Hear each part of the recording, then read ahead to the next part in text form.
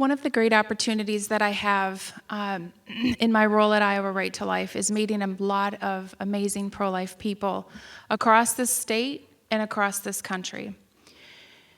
And oftentimes, many of those people become close friends of mine.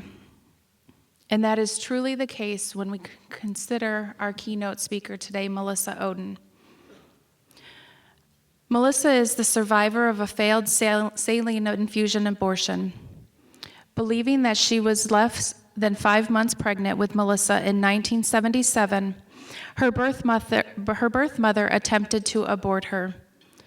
Miraculously, the abortion did not take. It did not succeed in ending Melissa's life. Although the doctors initially believed that she would not live past her infancy, and if she did, she would suffer from multiple disabilities throughout her life. She was adopted into a loving home as an infant, and she has not only survived, she has thrived. As Melissa will be sharing with us, her life, her story is so much more than one of survival. Melissa's testimony speaks to the beauty of God's grace in our lives, about the power of love, about hope and healing in the midst of grief and loss, and about the transformational power of forgiveness and in answering God's call to your life. Melissa's perspective as an abortion survivor who has had a constant network with members of her biological family, as a mother herself, highlights the intergenerational impact of abortion on families and communities, fulfilling the purpose that she believes God set out for her when He saved her from certain death. Melissa is truly a voice for the voiceless. Would you please welcome her now?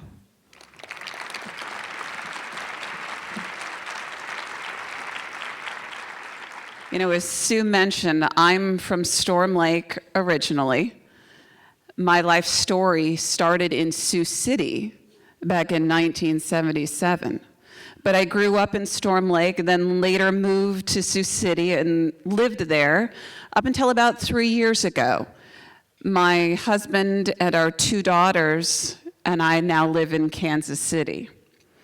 And even though Kansas City isn't that far away, when it comes to the politics of life, it kind of feels like I live light years away from all of you.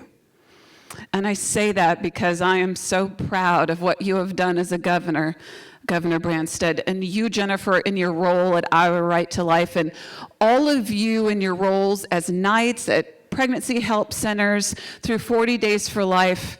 You are changing the culture of Iowa, and I will tell you, the rest of the nation is watching. So please give yourselves a round of applause. It's amazing to see. I know many of you have heard bits and pieces of my story before. Some of you may look at me and think, she looks kind of familiar. You may have seen me testifying before Congress this fall when we were looking at defunding Planned Parenthood. One of the greatest opportunities of my life that I've been given yet. And so if you haven't had a chance to see that video, it's out there on YouTube. I think we're up to 3 or 4 million hits at this point.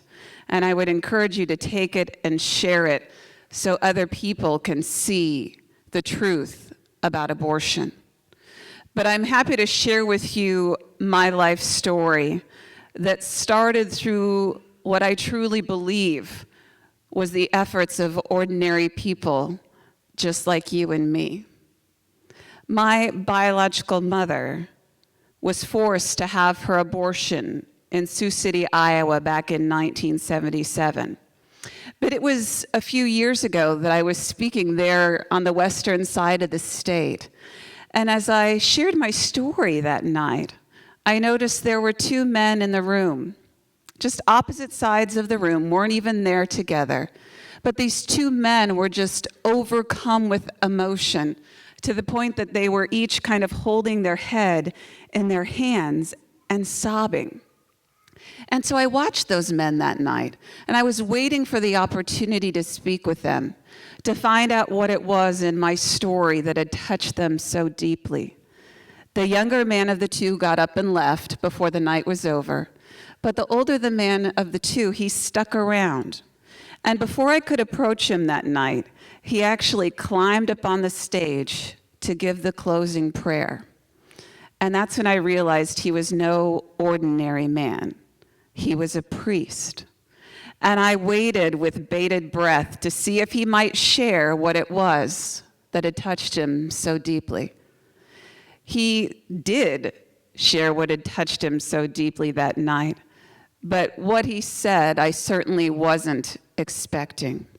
He pointed out to our crowd, which was much smaller than this one, but he pointed out to our crowd and he said, "And who says that prayers go unanswered?" And I was sitting in my seat thinking, it feels like he's talking to me.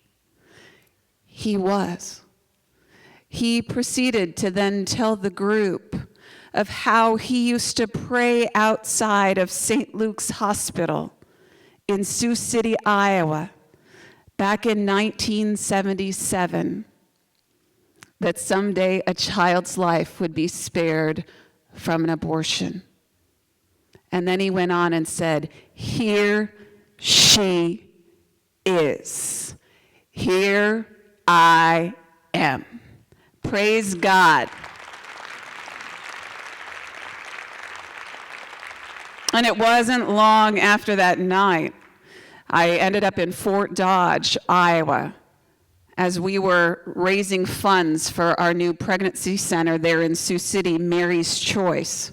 But as I shared the story that night, years later, of meeting that priest, one by one, people stood up from their tables and raised their hand and said, "Melissa, I used to witness outside of that same hospital back in 1977. To the point that over 20 people were standing up and raising their hand, knowing they made a difference in my life. So if you're one of those people thinking, "Ooh, I don't know what I'm called to do for life. I don't know if I should get involved with 40 Days for Life," I'm here to say, we need you. The children whose lives are being endangered by abortion every single day, they need you. And I truly believe that it was the prayers of all of those people, and I also believe the prayers of my own biological mother, that spared my life.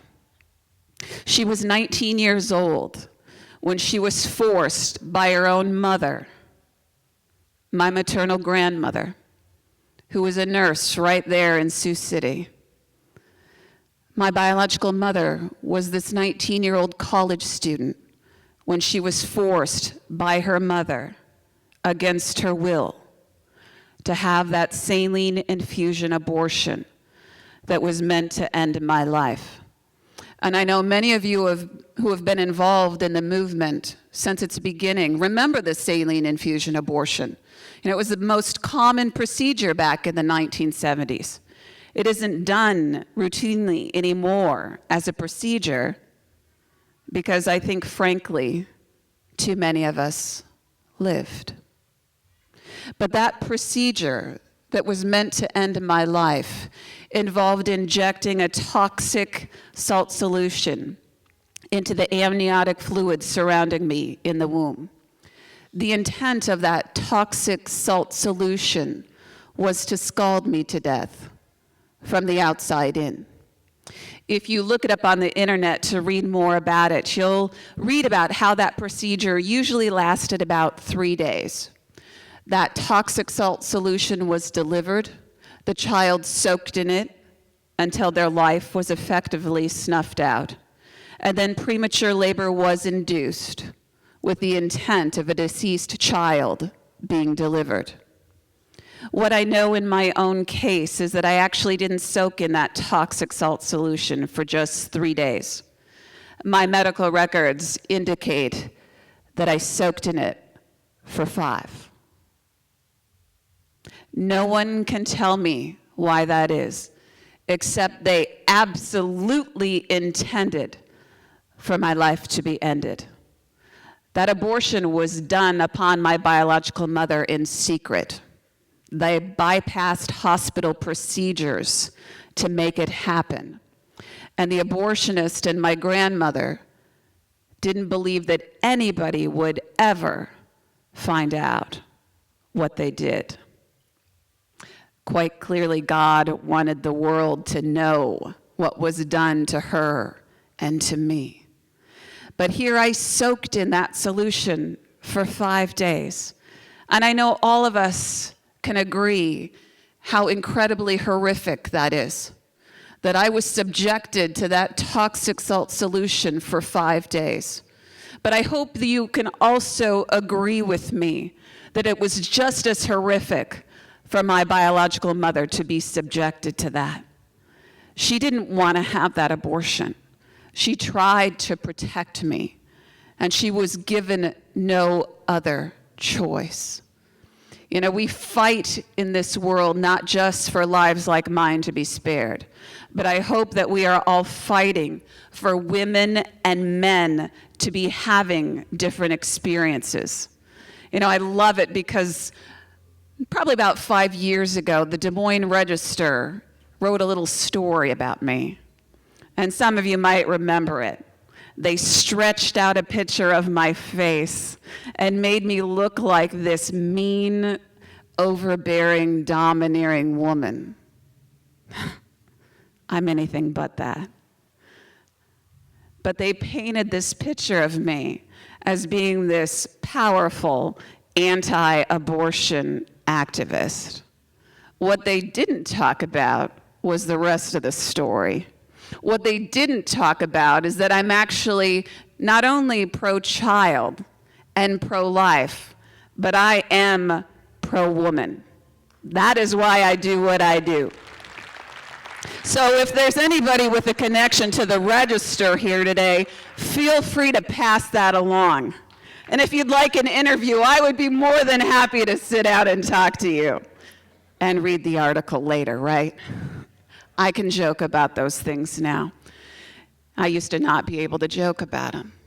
But I do what I do because I truly believe my biological mother deserved better than what was done to her. And on the 5th day of that abortion procedure, my birth mother's labor was induced with me. You know, all of these things were routine, except for what happened next. Because I was delivered there at St. Luke's Hospital in the final step of the abortion procedure. August 29th of 1977 was meant to be the day that I was delivered as a successful abortion, a deceased child. And from what I've learned, it didn't take them long to realize when I was delivered that the abortion had failed to end my life. And even though it's taken me many, many years to piece together many of the events that happened around that time, one of the first things that I was told is that after I was delivered, the abortionist gave the demand that I be left to die. I'm not the first child in our great country that that's happened to. And sadly, I am also not the last child that that has happened to. And I think most people in our world don't want to believe that these kind of things happen. But I know what happened to children like me who survived abortions. Children like me at St. Luke's Hospital were put in a bucket of formaldehyde in a utility closet and left to die. I know that because I met a nurse who delivered a little boy much like me the year before I survived. But instead of medical care being provided to him, she did what her superiors told her to do, and she put him in that bucket in the utility closet. That was my fate. That was my fate, even after I fought for the opportunity to live. And even harder for me to think about is the true reality behind that. You see, it wasn't the abortionist who delivered me there at the hospital. It wasn't the abortionist who gave the demand that I be left to die. Maybe you've already figured out who it was, right? It was my grandmother. It was just a couple of years ago that I learned the truth, that she is the one who forced the abortion. She is the one who delivered me. And she is the one who, looking upon the birth of her firstborn grandchild, still demanded that I be left to die. To hear both of you, Governor and First Lady, talk about how important the role of grandparent is to you, what I wouldn't have given for my grandmother to have felt the same way. But I truly believe that she was the greatest victim in all of this. I can't imagine what led her to that point in her life, and I can't imagine what her life was like after that day.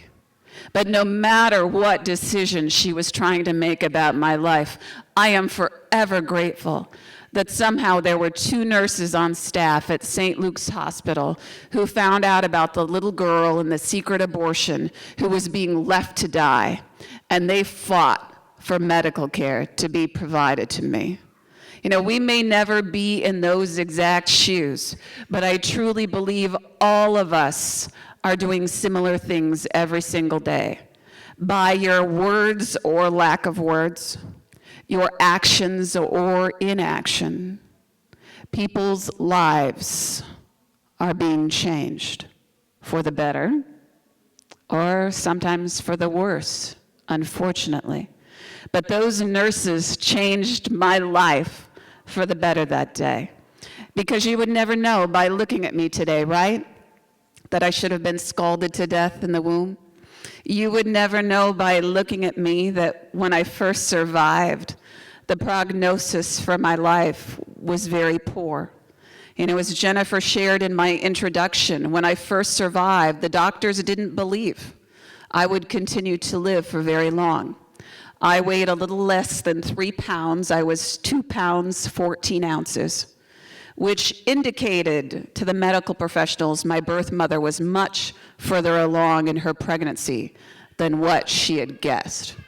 Instead of being 5 months or less, as she first thought, they indicate that I was probably about 31 weeks gestational age when I survived.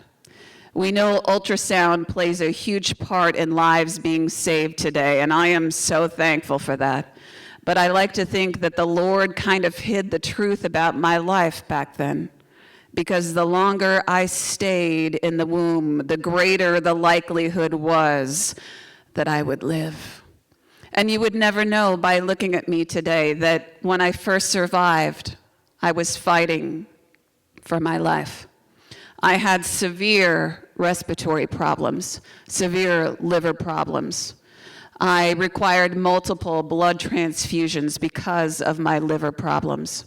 If you see pictures of me on the internet, you'll see that my head was shaved from temple to temple because I was fed through IV lines in my head for a period of time. And the doctors did say, if I made it past my infancy, I would likely suffer from multiple disabilities, blindness, deafness, to having emotional and mental disabilities. And I know that we live in a culture today that still hears those things and somehow wants to maybe think under the circumstances, my life was one not worth saving. Maybe my life was one that no one could love.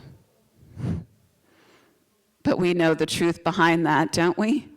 We know that each and every one of us would love a child into life if given the opportunity, just as my parents loved me into life. You'll catch my mom and dad sometimes on various interviews, and you can hear them talk about how the first time they met me, I was still lying in an incubator, full of tubes and wires, fighting for my life at the University of Iowa hospitals. And you'll hear my mom and dad, my adoptive parents, talk about how that first time they laid eyes on me, they fell in love with me. What I wouldn't give for every child to have that opportunity. Every child should have the opportunity to have someone fall in love with them, whether it's their biological parent through ultrasound or an adoptive parent, just like my parents fell in love with me. And we know love changes things, right? I hope you believe this. I hope you've gotten the opportunity to see it in your own life. You know, God's love changes our lives, and the love of other people changes us. You know, my mom often says the first time she held me in the palm of her hand, because that's where I fit for a long time, the first time she held me, she knew I was going to be okay. And guess what? I am okay. I am okay. I am more than okay. Many people who don't know me have that burning question, right? After you hear what happened to me, you hear what the doctors thought my life was going to look like, lots of people go, "Oh, is there something wrong with her that we can't see?" And that's when I can joke and say, don't ask my husband. He knows way too much about me. But I can joke about it because the doctors were wrong. They were very wrong about what my life was going to look like. I received a clean bill of health by the time I was 5 years old. And I'm grateful for that. But I always like to remind people, even if I would have suffered in the manner that the doctors somehow expected me to, I would still be thankful for this life, because life is a gift. And I hope you don't take that gift of yours for granted. All of us are called to use our lives to stand up and fight for lives like mine, and to love the people we come into contact with. And yes, I truly believe that also includes loving those that maybe we disagree with. It's about loving them, hopefully, into conversion. You know, some of my best friends are former clinic managers, former abortionists, women who are post-abortive. I love people, period. End of sentence. And that's what my parents did in my life. They loved me into life. The doctors and nurses at the University of Iowa hospitals, they provided amazing care to me, but they loved me. I know those nurses gave me a name when I was left nameless for months. Those nurses knitted me clothing that I still have in my possession today. They fed me from a bottle, even when the doctors told them not to do it, because they loved me. And I hope you take advantage of that in your own life. You know, my parents and the medical professionals' great love enabled me to heal very quickly. I went home less than 3 months after I survived that failed abortion. And I ended up growing up in a home knowing what a gift life was. I knew what an amazing gift adoption is. Adoption was the normal fabric of my family. You know, when we talk about the issue of abortion, even though adoption is not the answer, I think it is a viable option that should be talked about. And I think we live in a world that often doesn't want to talk about adoption either. You know, you've probably heard some of the same arguments I do, right? Well, who's going to adopt these children, Melissa? 1.3 million children a year. Well, who's going to adopt them if we don't abort them? Who's going to adopt them? People like you and me, I suspect. People like my mom and dad. My parents struggled with infertility for over 15 years of their marriage. So they adopted my older sister from another family. And then they adopted me, no matter what they were told my life was going to look like. And then lo and behold, after 15 years of infertility, along came my little brother. As you can gather by the look on my face, he's not adopted. What a shocker that was. Not really for my mom and dad, I don't think. I'm sure they prayed over the years that they would be blessed with a biological child. But it was my sister and I that were stunned by this because we were thinking, why? Why would you do that? Why would you have a biological child? You could have just adopted again. Look at how good this has turned out for you. I told you they raised us to know about the gift of adoption, right? They created a little bit of a monster with my sister and I, because that's how blessed we felt as adoptees. We were thinking, boy, he got the short end of the stick. You'll catch my brother sometimes on various interviews. He tells some pretty interesting stories about me. They may or may not be true. They are. They are. And some of the most interesting stories he shares is what it was like to be the sole biological child in our house. I think I can probably safely share with you something we said to him growing up. I'm kind of panning the crowd to make sure it's safe. We used to say to my little brother growing up, they had you. They chose us. And I say I was scanning the crowd because I know that could be taken the wrong way in certain circles. But I share that with you because truly that's how our parents raised us, to know that we were so deeply loved by them and by our biological parents and by God. We could joke about it with my brother. I grew up knowing that I was adopted and that I was loved. What I obviously didn't know was the story behind that. And I know now that my parents never wanted me to find out.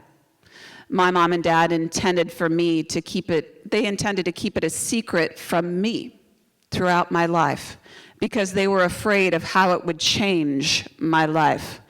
But when I was 14, a very unplanned, unexpected kind of thing happened at our house. My older sister, as a high school student, faced her own unplanned pregnancy. And even though we were raised with a certain set of beliefs and values about life, like so many women in that position, my sister was contemplating every option on the table, and that included abortion. I'm so thankful that she ultimately told our parents about her pregnancy, knowing that no matter what, even if they disagreed with the choices she had made, they would still love her and they would speak truth in her life. And they did that.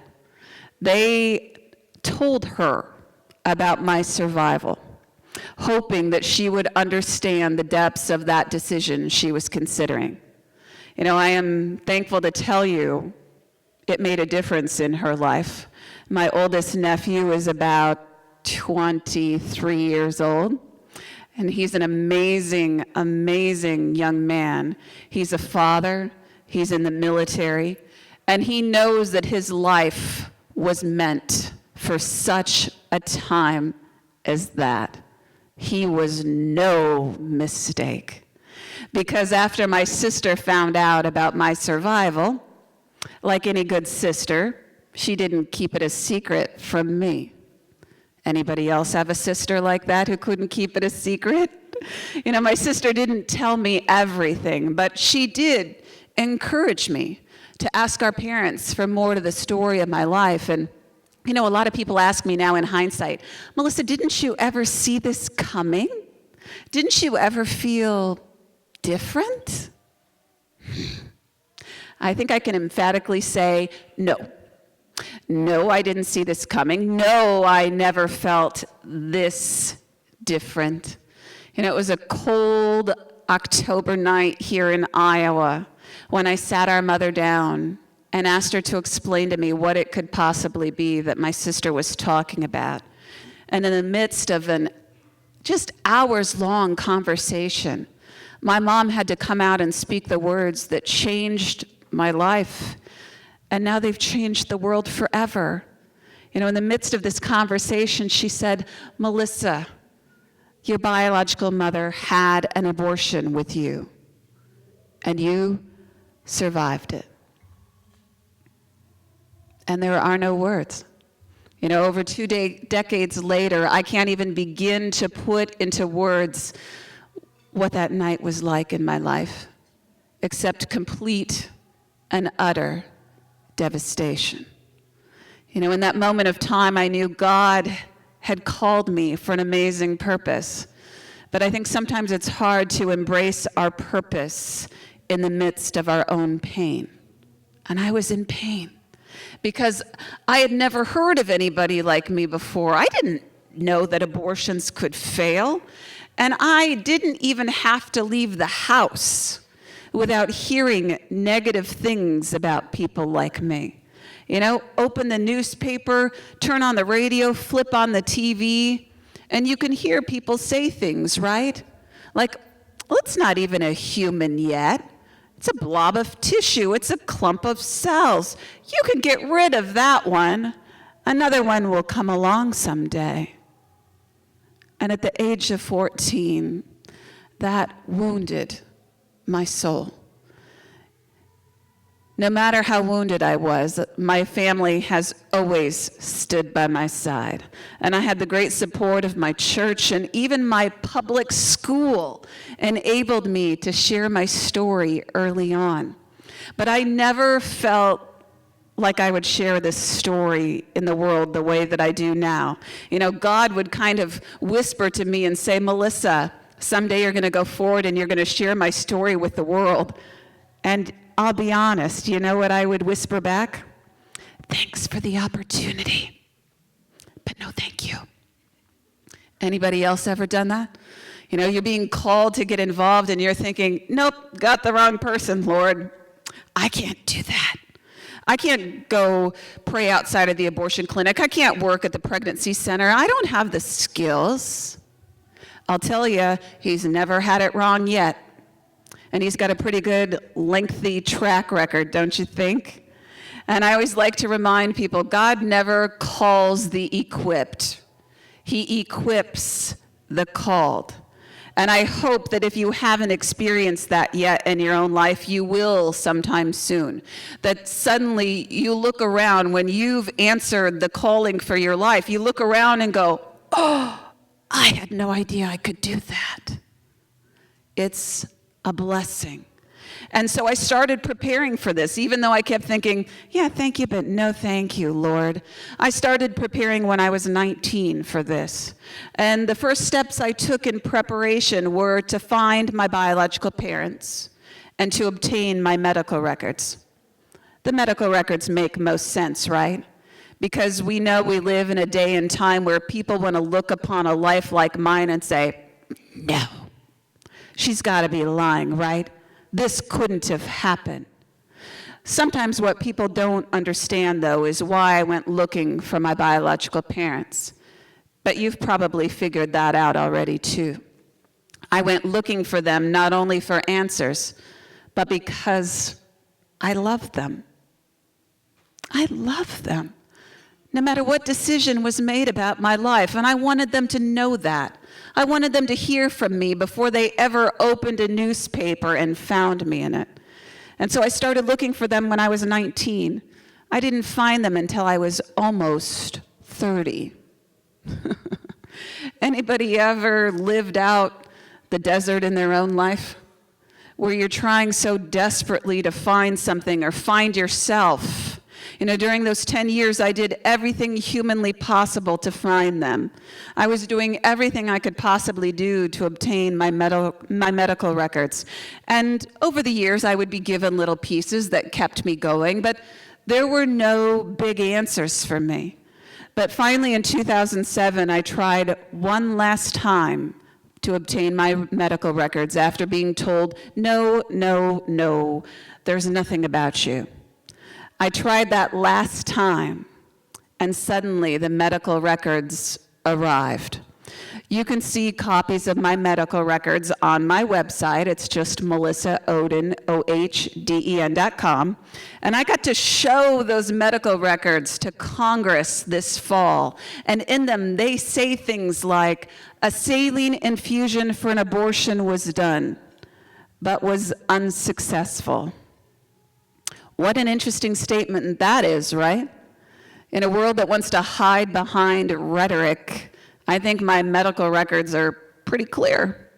We know what abortion is, and we know that the only reason why I'm here is because somehow it failed to end my life. You know, through those medical records, I was ultimately given a pretty amazing gift, because after searching for my birth parents for so many years, they actually committed a very grave mistake when they sent me my medical records. They forgot to black out my birth parents' names. We could call that a HIPAA violation in today's world, right? Probably one of the greatest HIPAA violations somebody could do. I simply choose to call that divine intervention. I don't know about you. Nobody but God could have allowed those names to pass through, because on most pages it was actually blacked out. They had it covered up. And then, oops, there they were embedded in my medical records. And as hard as it was to read through some of those statements about what happened in my life, you know, I experienced great joy being able to know who my birth parents were. And that same night, I started searching for my birth parents more diligently. And you're never going to guess what I uncovered. I was living in the very same city as my biological father. I grew up in Storm Lake, but I moved to Sioux City, the city where the abortion had taken place. Years passed to finish my master's degree in social work, never thinking for a second that I would have biological family there. And there he was. And I prayed about it for months before I ultimately reached out to my birth father. I ended up sending him a letter back in 2007 to his office, not his home, hoping to protect him a little bit. But I told him all the things I've told you all today, and I closed that letter, letting him know that I would be waiting to hear from him. You know, it's been almost 9 years now, and I'm still waiting. And that's okay. You know what? I was given many, many years to prepare for that possibility. And in reality, it's much more complicated, as you're going to hear about in a second. Because sadly, abortion complicates people's lives. Even though the abortion industry has tried to sell abortion as a simple solution in people's lives, we know it does something quite different.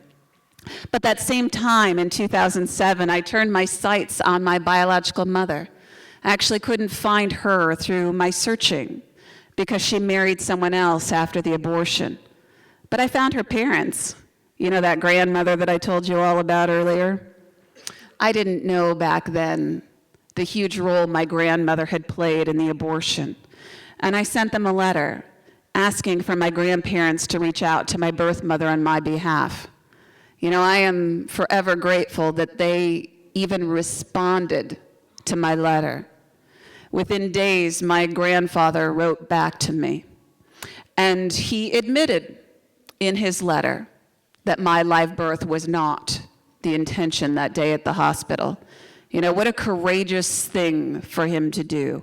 And it was equally courageous for him to share some things about my biological family. You know, what he was ultimately doing was talking about how abortion had changed my family's lives forever. And I want to share 2 points with you because I'm sure you see them in your work and in your advocacy. The first thing my grandfather shared is that my birth mother had never told anyone about her abortion. And we know she is not alone in that. You know, I think this is one of the most powerful things that can happen in our culture is for women and men who have been impacted by an abortion to know that they are loved, to know that they are forgiven, to know that there are resources and supports available to help them heal after an abortion. You know, I have prayed for my biological mother every day since I got that letter, hoping that somehow she has been able to tell someone about her abortion. But the other thing my grandfather shared in closing was that my message of forgiveness would not be passed along because they were estranged from my biological mother. And it makes sense, doesn't it? When we know the dynamics of 37 years ago, it makes great sense that their relationship has been forever changed. And I share that with you because even if we've been doing this work for decades, sometimes we can forget that it's not just a life being ended, but it's lives being forever changed of women, men, grandparents, aunts and uncles, cousins, friends, ultimately our communities. You know, I truly believe that's why our nation is in the position that it is in. Because when we have ended 57 million lives to abortion, how many hundreds of millions of lives have been forever changed? How many hundreds of millions of lives need healing, folks? It's up to us, isn't it? It is up to us. And because it's up to us, that same time in 2007, I stepped forward with my story for the first time. That first time I shared my story, I'll be honest, I was shaking in my shoes. I thought I was going to throw up everywhere. And I went home and I told my husband, I am never going to do that again.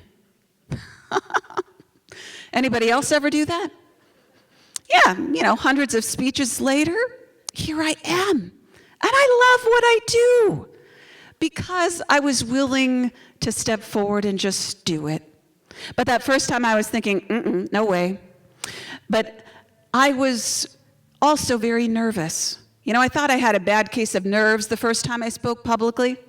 It didn't take my husband and I long to figure out that I actually had a really, really bad case of morning sickness. I was just a few days pregnant with our oldest daughter, Olivia, who is now 7, that first time I spoke publicly. And I know that was yet another sign from God that I was doing exactly what I was supposed to do with my life. And it was during my pregnancy with her that I got more involved in pro-life work. You know, it took me a few years to loosen my grip on my career, to accept my calling. But there I was during my pregnancy with her, getting more involved in pro-life work. What I didn't know is that at the same time, my birth father was back home in Sioux City fighting for his. That's why my birth father never responded to my letter, because he died about 6 months after I sent it, almost to the very day of the Roe versus Wade anniversary decision. And just like Governor Branstad talked about in his life, I know that is not a coincidence. You know, my birth father's life was forever changed by that abortion. But I didn't know about it for many months that he had passed away. One night I very innocently Googled his name on the internet, so excited as I opened the hit from the Sioux City Journal, thinking I was going to read about his life. But of course, what I read about was his passing. And even though I have been blessed with my mom and dad in my life, I grieved the loss of my biological father and all the hopes and dreams that I had wrapped up in that. And I know I'm not the first person to question God when things go different than the way we've planned, right? I questioned God that night, and God spoke very clearly to me that I needed to be patient because his plan was much greater. And it's always true. And as the months unfolded, I got to see what his plan involved. God's plan involved Olivia being born right at St. Luke's Hospital in Sioux City, Iowa. The very hospital where my life was supposed to end. I was blessed to bring our daughter into this world. And not long after she was born there, my biological father's family came into my life. Because what I didn't know is that they never knew about the abortion. They never knew about the little girl who lived. And when my birth father died, they went to clean out his office, and they found my letter tucked in his top desk drawer. And you can imagine how shocked they were to uncover what they did. But in the midst of their own grief, they ultimately had the courage to come find me. And I have been so blessed now to have my grandfather and my great aunt from my birth father's family involved in my life. And I wish I could stand here and say that all of my birth father's family has been brought into my life, but it's not that simple. It doesn't undo what was done to me and ultimately to all of them. There is shame and there is guilt and there is anger. And I trust that God will continue to heal them just as he has healed me in my own life. And so I'm going to let God walk them on that journey. And I trust that if he's going to bring them into my life, he will, and in his way and in his time. But I take immense joy now in seeing what is happening in my biological mother's family. Even though I haven't heard from my grandparents for many years, it was a cousin of my biological mother's that contacted me back in 2013.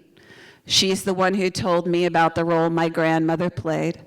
She put me in contact with my two half-sisters, who I haven't met yet, but I am very blessed to communicate with quite frequently. And that cousin even put me in contact with my biological mother. We haven't met yet, but we're walking that journey. And the truth is, it's much more difficult than what all of us could even begin to imagine. And it's so difficult because she actually spent over 30 years of her life believing that I had died that day at the hospital.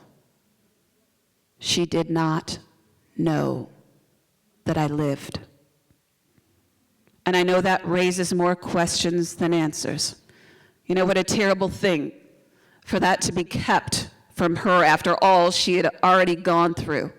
But I will tell you, as hard as it has been for her for 30 years, as much as she suffered, she is now experiencing great joy in her life because she knows her daughter lives, her daughter loves her, and is willing to live this life out in the world and fight for women and children and men and families to have different experiences. And so I invite you to continue to join me. You know, I know this is my calling. I will not run from it. I will not shy away from it. This is what I am called to do in my life. But I'm here today to, first of all, not only say thank you for doing what you've done, but I want to challenge you to come alongside me and continue to do what we can, not only for more lives like mine, but for lives like women and men, like my biological parents. Thank you so much for being here today. God bless you all.